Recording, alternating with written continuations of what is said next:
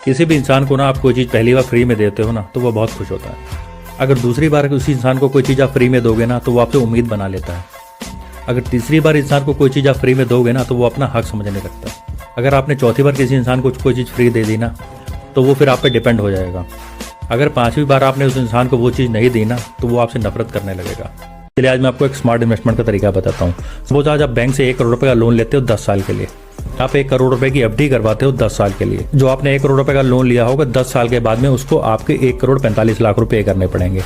और वही जो आपने एफडी कराई होगी उसके ऊपर कंपाउंडिंग इंटरेस्ट लगेगा। वो कंपाउंडिंग इंटरेस्ट लगते लगते वही पैसा आपका 2 करोड़ 20 लाख रुपए हो जाएगा। इसका मतलब आपको 75 लाख रुपए का प्रॉफिट।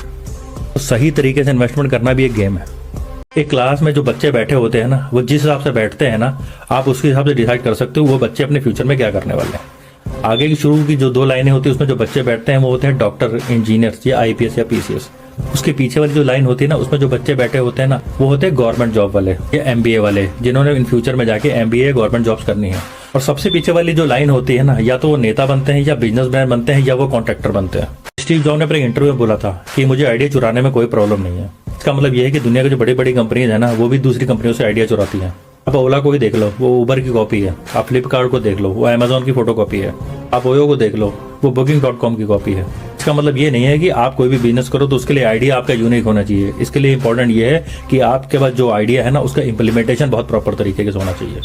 5 चीजें बहुत ध्यान से देखनी है। जिस बच्चे ने 10 साल तक पढ़ाई करना नहीं शुरू किया ना वो प्रॉपर पढ़ाई नहीं कर पाएगा, वो नकल मार के ही अपनी पढ़ाई पूरी करेगा। और जिस इंसान का 20 साल तक शरीर ठीक नहीं है ना तो उसके बाद वो कमजोर ही रहेगा। जिस इंसान ने 30 साल तक काम करना नहीं शुरू किया ना तो उसके बाद वो अपनी जिंदगी जुगाड़ के साथ ही काटेगा, काम करके नहीं। जिस इंसान की 40 साल तक शादी नहीं हुई उसकी 40 साल के बाद उसको अपनी मनपसंद बीवी नहीं मिलेगी। और जिस इंसान के 50 साल तक बच्चे नहीं हुए, अगर वो बच्चे होंगे भी तो बच्चे जल्दी अनाथ हो जाएंगे। और जिस इंसान ने 60 साल तक घर नहीं बनाया ना वो अपना घर नहीं बना पाएगा और जिंदगी भर अपना मकान मालिक के साथ ही लड़ेगा। तो शायद आपको जान के हैरानी होगी जो जापान के जितने भी स्कूल है ना 4th स्टैंडर्ड तक बच्चों को कोई भी पढ़ाई नहीं कराई जाती है और ना ही उनको कोई ग्रेड दिए जाते हैं। 4th स्टैंडर्ड तक बच्चों को एथिक्स सिखाते हैं। उसमें उन बच्चों को ना सेल्फ डेवलपमेंट सिखाते हैं।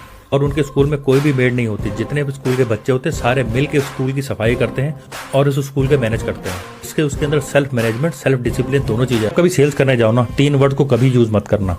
सबसे पहला है एक्सपेंसिव। अगर आप किसी आदमी को कह देते हो ना कि ये चीज एक्सपेंसिव है ना तो उसको लगता है कि उसकी पॉकेट से बहुत ज्यादा पैसा जाने वाला है इस चीज को खरीदने में। इसकी जगह आप यूज कर सकते हो प्रीमियम। इसके अलावा आप कह सकते हो कि सर मैं आपको थोड़ा प्रीमियम दिखा सकता हूँ। और दूसरा वर्ड है चीप। आपको कभी भी अपने प्रोडक्ट के लिए चीप वर्ड यूज नहीं करना है, क्योंकि अगर आप किसी के सामने चीप वर्ड यूज करते हो तो उसको लगने लगता है आप जो प्रोडक्ट दे रहे हो ना उसकी क्वालिटी खराब है। इसकी जगह वर्ड यूज करते हो अफोर्डेबल, जो सुनने में भी अच्छा लगता है और इससे आपकी सेल पे भी इम्पैक्ट नहीं पड़ता है। और जो थर्ड वर्ड है वो है ट्राई। आप किसी को ये मत कहो कि सर आप ट्राई करके देखिएगा।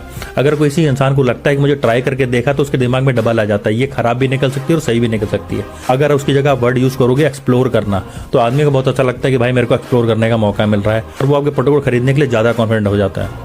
अब दुनिया के जितने भी देश देख लो जिसमें लोग अपने धर्म को लेकर ज्यादा कट्टर होना शुरू हो जाते हैं वो देश बर्बाद हो जाता है। चाहे आप सीरिया देख लो, चाहे आप इराक देख लो, चाहे आप पाकिस्तान देख लो, सबकी इकॉनमी की हालत देख लो। इसके अलावा जो दुबई है वो भी एक मुस्लिम कंट्री है लेकिन वो भी सेकुलर होने की वजह से उसकी इकॉनमी बूस्ट कर रही है। आप जब कभी भी किसी मॉल में जाते होगे ना वहां पर आप बहुत सारी शॉप देखते होगे। आप देखते हो यार शॉप में कोई कस्टमर तो है नहीं, माल बिकता नहीं है, फिर भी इन लोगों ने यहाँ पे शॉप क्यों खोली हुई है। ये अपना खर्चा कैसे पूरा करते होंगे। लेकिन इसके पीछे एक दूसरी कैलकुलेशन है। सपोज इनको मॉल के ऊपर अपना एक बोर्ड लगाना पड़े ना तो इनको 3 से 5 लाख रुपए खर्चा करने पड़ेंगे। वही अगर ये मॉल के अंदर अपनी एक शॉप खोल लेते हैं उससे थोड़ी बहुत तो कमाई हो ही जाती है, साथ में इनकी ब्रांडिंग भी हो जाती है जिसमें शॉप का रेंट होगा 1 से 1.5 लाख रुपए और स्टाफ कॉस्टिंग होगी 70 से 75 हजार रुपए, जिससे इनकी कॉस्ट भी बढ़ जाती है और उससे कुछ कमाई भी हो जाती है। आजकल हर जगह डॉली डॉली डॉली डॉली हो रहा है। वो डॉली डॉली गोविंदा वाला नहीं है, ये डॉली चाय वाला है। एक गरीब मर्सिडीज के ऊपर हाथ रख के फोटो खिंचाता है ना तो उसकी वैल्यू बढ़ जाती है। वही एक अंबानी जैसा अमीर आदमी किसी चाय के ठेले ऊपर खड़े होकर चाय पी लेगा ना तो वो उसका हम्बलनेस नजर आता है। इसी तरह कुछ सालों से ना बिल गेट की बहुत ज्यादा पॉपुलैरिटी डाउन हो गई थी तो बिल गेट की मार्केटिंग टीम ने उसकी इमेज को बूस्ट करने के लिए ना ये प्रॉपर एक प्लानिंग करी थी। एक चाय वाला भी आ गया, कैमरे वाले भी आ गए और बिल गेट्स भी पहुंच गया और जहां पर कोई दूसरा कस्टमर भी नहीं था। आज अगर आपको ऑप्शन मिले कि आप एमबीए करो या बिजनेस शुरू कर लो तो मेरा दो सजेशन होगा, आप अपना बिजनेस शुरू कर लो। जब आप एमबीए करने जाते हो ना तो आप 15 से 20 लाख रुपए लगाते हो। 15 से 20 लाख रुपए लगाने के बाद में आपको एक नौकरी मिलेगी जहां से आप अपना कैरियर शुरू करोगे। अगर आपने 5 लाख लगा के भी अपना बिजनेस शुरू किया ना तो 2 साल के बाद आपको पूरी मार्केट का एक्सपीरियंस होगा।